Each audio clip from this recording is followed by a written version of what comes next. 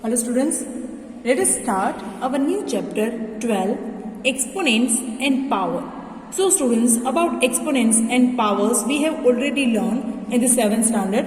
Let us take more information about this two terms.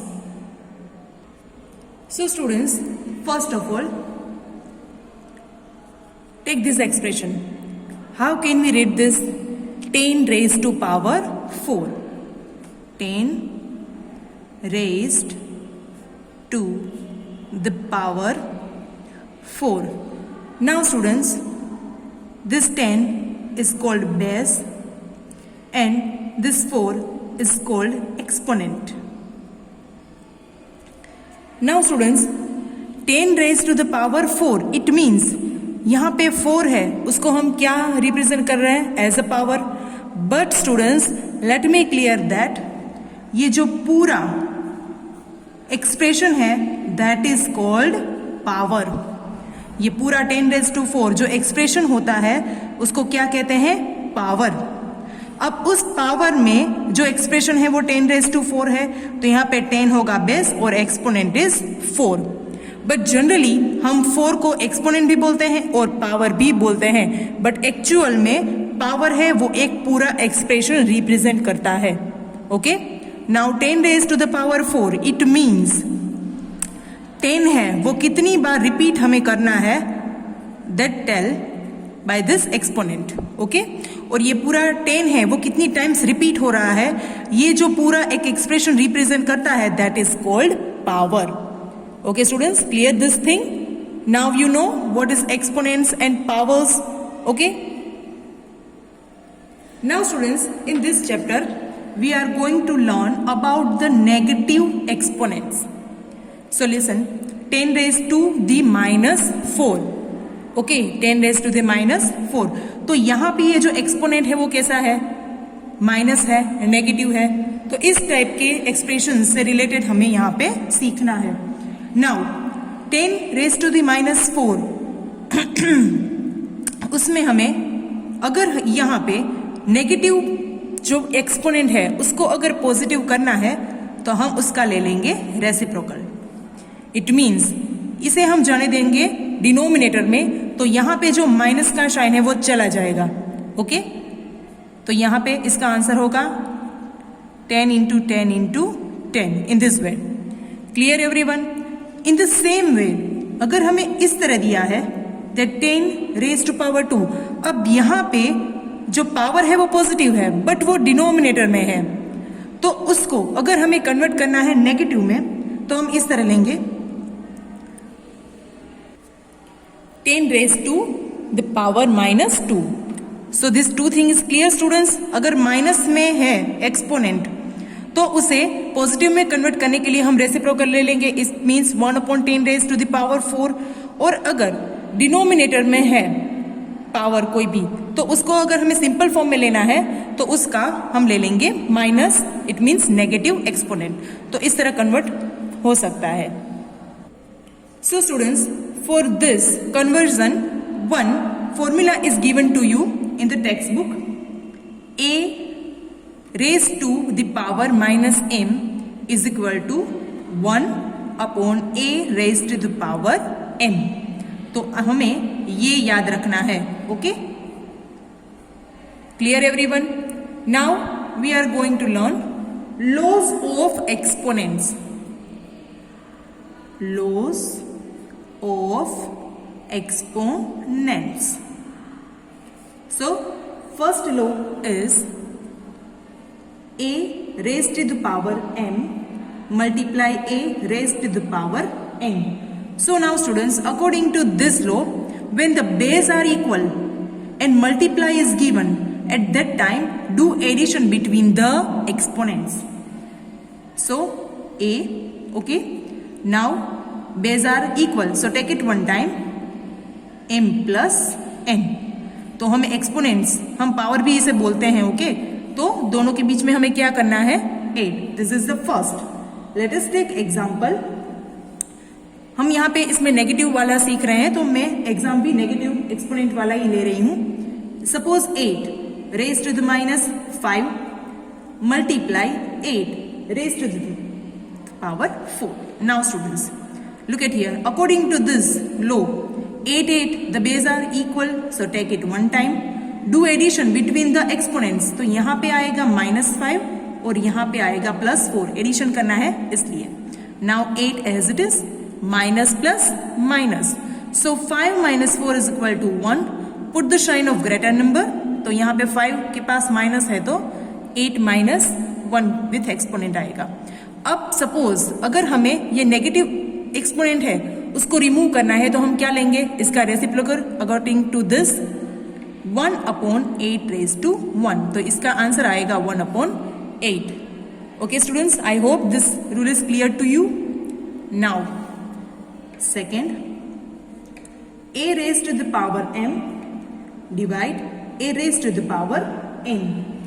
So students, according to this law, the base are again equal, so take it one time. When division is given to you between these two powers, at that time do subtraction between the exponents, so m minus n will be. Okay, let us take one example. 8 minus 2 divide by 8 raised to 3. So now 8, 8, take it one time. Do subtraction between the exponents. तो यहाँ पे आएगा -2 और यहाँ पे आएगा 3. Now 8 minus minus will be plus. So 2 plus 3 होगा 5. Put the sign of greater number. 3 has a minus, so -5. Now according to this, a raised to the minus m is equal to 1/a raised to the power m. हो गया? In this way we can convert. Now third law. According to the third law, a raised to the power m multiply b raised to the power m. Now students, look at here. Here base are not equal, but powers or exponents are equal. So what we will do? A multiply b, take in a bracket. Okay, now students, a multiply b. Okay, different base है तो एक bracket में multiply में ले लो और m m दोनों में common है, take it one time as an exponent. Okay students, now let us understand with example. Suppose a is equal to given -4, okay, raise to 3 multiply b is equal to -3 raised to the power 3. Now according to the law, first of all multiply between these two. -4 multiply -3, 3 3, exponent is common, so take it one time. Okay, now 4 3s are 12. Okay, now minus minus plus, तो 12 है वो positive आएगा. Okay, 12 raised to the power 3. Clear students, these three laws? Now next, fourth law. A raised to the power m divided by b raised to the power m. So students, this law we can write down in a different way. So according to first, a और b ये दोनों different है. So a divided by b, m take it one time. Okay, this is the first way. दूसरी तरीके से हम ऐसे लिख सकते हैं कि a डिवाइड बाई b है तो a अपॉन b लेके दोनों का पावर रिप्रेजेंट कर दो. Okay, a raise to the power m and b raise to the power m.